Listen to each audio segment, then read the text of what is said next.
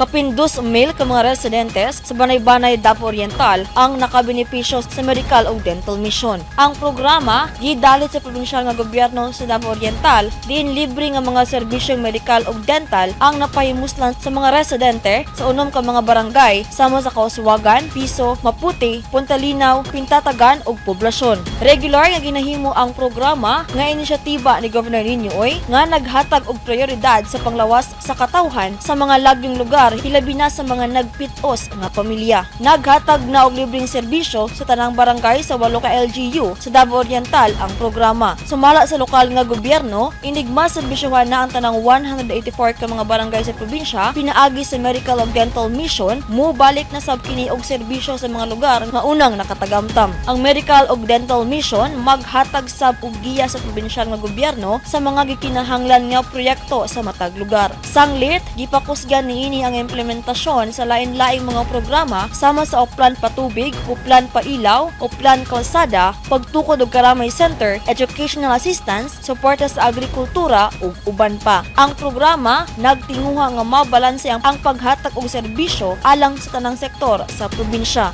Shiny Bulyaser, Newsline Philippines, stay safe!